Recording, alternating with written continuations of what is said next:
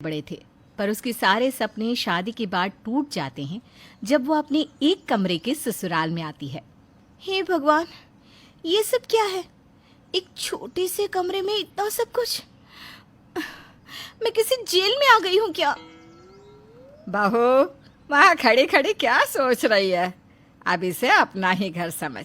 आजा, आराम से हमारे साथ बैठ जा। इस पिंजरे को अपना घर कैसे समझूं? पापा ने तो कहा था कि ससुराल में जाकर राज करूंगी, पर यहाँ की हालत देखकर तो लग रहा है कि अब सारी जिंदगी एक कमरे में ही बितानी पड़ेगी। बेचारी दामिनी, उसके तो होश उड़ जाते हैं जब वो अपने ससुराल आती है, क्योंकि उसके ससुराल में एक कमरे में ही सब कुछ था। एक बड़े से कमरे में ही छोटा सा किचन निकला हुआ था, उसी में वॉशरूम भी था, और उसी एक कमरे में पूरा परिवार एक साथ रहता, खाता, पीता और सोता। माँ देखो ना, भाभी के चेहरे का कैसी रंग उड़ गया है। शायद भाभी ने आज से पहले इतना सुंदर घर कभी नहीं देखा। हम लोगों ने कितनी अच्छे से एक कमरे में ही सब कुछ एडजस्ट कर रखा है। यही देखकर हैरान हो रही है ना भाभी? सही कहा आपने, मैं सच में बहुत हैरान हूँ। इतना तेज दिमाग! आप लोगों ने तो आइंस्टाइन को भी फेल कर दिया। वैसे मुझे वॉशरूम जाना था, वॉशरूम कहाँ है? अरे कोमल की बच्ची, अब तू अपनी भाभी से बात ही करती रहेगी या उनकी बात भी सुनेगी? जल्दी से बहू को वॉशरूम दिखा दे, ज्यादा दूर थोड़ी ना है वॉशरूम। माँ जी ने बिल्कुल सही कहा देवरानी, कमरे के अंदर ही वॉशरूम भी है। आपको ज़्यादा दूर जाने की ज़रूरत नहीं है, और अगर कभी परेशानी हो तो चिंता करने की कोई बात नहीं है। अपने ससुराल वालों की बातें सुनकर दामिनी को मन ही मन गुस्सा आ रहा था, पर बेचारी दामिनी चाह कर भी अपना गुस्सा किसी पर नहीं निकाल पाती। अब समय के साथ दामिनी भी एडजस्ट करने की सोचती है। ऐसे ही एक रात, हे भगवान, कितनी गर्मी हो रही है, और इस एक कमरे में सब कैसे कीड़े मकोड़े की तरह पड़े हुए हैं। हाय, क्या करूं मैं? भाभी, आप अभी तक सोए नहीं क्या? हे भगवान, अब क्या करूं? कहीं इसने मेरी बात तो नहीं सुन ली? नहीं नहीं, बस सोने ही जा रही थी। देवरानी जी, अगर आप सोई नहीं हो तो क्या आज मैं आपके पास सो जाऊं? प्लीज़ मना मत करना, मेरा बहुत मन है आपके साथ सोने का। हाँ हाँ, क्यों नहीं। वैसे भी आनंद तो काम के सिलसिले में बाहर गए हैं। सो जाओ दीदी, मुझे कोई प्रॉब्लम नहीं है। अब दामिनी की जेठानी अपनी देवरानी के बगल में जाकर सो जाती है और तेज तेज खर्राटे मारने लगती है। अपनी जेठानी के खर्राटों की वजह से दामिनी को नींद ही नहीं आती, वो परेशान हो जाती है। हद हो गई, भला इतना जोर का कोई खर्राटा मारता है क्या? पता नहीं जेठ जी इसके साथ कैसे सोते होंगे।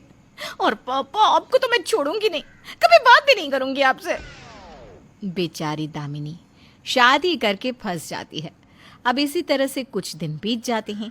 ऐसे ही एक दिन जब दामिनी जैसे ही सारा काम करके आराम करने जाती है, वैसे ही कोमल गीले पांव लेकर पूरे घर में घूमने लगती है।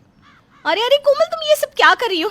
मैंने अभी झाड़ू पोछा किया है, सारा सामान ठीक किया है, और तुम गंदे पांव लेकर घर में घूम रही हो। ऊपर से मेरे सामने ही घर के सारे सामान को इस तरह बिगाड़ रही हो, क्यों? भाभी, मुझे कॉलेज के लिए लेट हो रहा है और मेरा नया वाला पिंक सूट नहीं मिल रहा। मैंने कल ही यहाँ रखा था, कहाँ गया? कोमल अपना एक सूट ढूंढने के लिए पूरे घर को बिखेर देती है, और वो तो आराम से अपने कॉलेज भी चली जाती है। पर अपना बिखरा हुआ घर देखकर दामिनी का गुस्सा 7वें आसमान पर पहुंच जाता है। चुड़ैल कहीं की, हमेशा मेरा घर बिगाड़ कर चली जाती है। एक तो चिड़िया खाने में आकर मैं परेशान हो चुकी हूँ। आने दो इस बार आनंद जी को, उनसे कहूंगी कि इस कमरे को खाली करो और कहीं और चलो। अब मैं और एक कमरे में अपने ससुराल वालों के साथ नहीं रह सकती। दामिनी एक कमरे में अपने ससुराल वालों के साथ रहकर बहुत परेशान हो चुकी थी, और इस बार उसने ठान लिया था कि वो कहीं दूसरी जगह दूसरा घर लेकर आनंद के साथ रहेगी। अब जैसे ही रात को आनंद घर आता है तो दामिनी उससे अकेले में बात करने की सोचती है। अरे बेटा, आ गया तू? कितने दिनों की छुट्टी लेकर आया है? और तेरे ऑफिस वाले तुझे कुछ खाने को नहीं देते क्या? देखो तो कितना पतला हो गया है मेरा बेटा। माँ, मैं बिल्कुल ठीक हूँ। देखो, आप सभी के लिए मैं गिफ्ट लेकर आया हूँ। इन सब की क्या ज़रूरत थी? वैसे आनंद जी, मुझे आपसे कुछ बात करनी थी। हाँ तो कहो ना, मैं यहीं पर तो बैठा हूँ। अभी नहीं, थोड़ी देर बाद। वैसे इतनी भी ज़रूरी बात नहीं है, इतने दिनों बाद आए हो आप, माँ जी और अपनी बहन से अच्छे से मिल तो लो। अरे बहू, हम तो मिल चुके हैं, अब तू नहीं मिलेगी क्या अपने पति से? मैं यहीं बैठी हूँ, जाकर तू थोड़ा आनंद से बात कर ले, तुझे जो भी बात करनी है। कोई बात नहीं माँ जी, इतने दिनों बाद आनंद जी आए हैं, आप बात कर लीजिए, मैं तब तक चाय बना कर लाती हूँ। खुसर बूढ़ी, हम दोनों को 5 मिनट अकेला छोड़ेगी तब तो मैं कुछ बात करूँगी ना। गूंद की तरह चिपक गई है अपने बेटे से, ये नहीं कि बेटे को बहू के साथ 5 मिनट के लिए अकेला छोड़ दो। दामिनी आनंद से बात करने की काफ़ी कोशिश करती है, पर एक ही कमरा होने की वजह से उसे समय ही नहीं मिल पाता कि वो आनंद से बात कर सके, और देखते ही देखते आनंद के जाने का समय भी आ जाता है।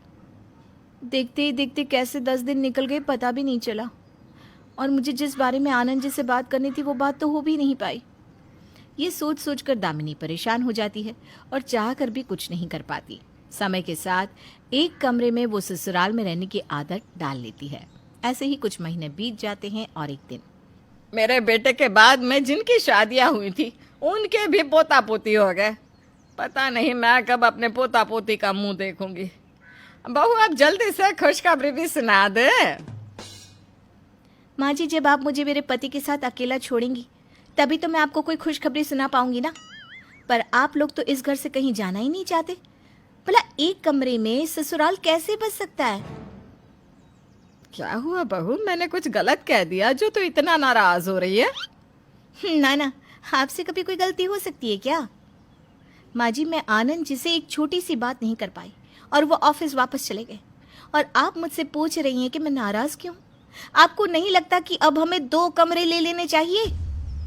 आखिरकार दामिनी का गुस्सा आज सबके सामने आ ही जाता है। वो नाराज होकर अपने काम में लग जाती है, पर अर्चना अपनी बहू की बातें समझ जाती है। अब इस बार जब आनंद आता है तो आने के साथ वो कमरे को छोड़ने की बात करता है। चलो, हमें आज ये कमरा खाली करना है। मैंने बड़ा घर लिया है सबके लिए, और अपना खुद का कमरा होगा। दामिनी, अब तो खुश हो ना तुम? नया घर? मैं कुछ समझी नहीं। अरे, तुम मुझसे यही तो बात करना चाहती थी ना। माँ ने मुझे सब बता दिया है, और तुम्हारा कहना भी जायज़ है, पर हमारी कुछ मजबूरियाँ थी ना, इसलिए ना चाहते हुए भी हमें इतनी मुश्किलों का सामना करना पड़ रहा था, और हमारे साथ तुम्हें भी।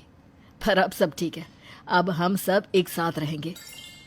आखिरकार दामिनी का सपना सच हो जाता है, और वो लोग अपने एक कमरे से निकलकर बड़ा घर ले लेते हैं और सब अपने अपने कमरे में अलग अलग रहते हैं।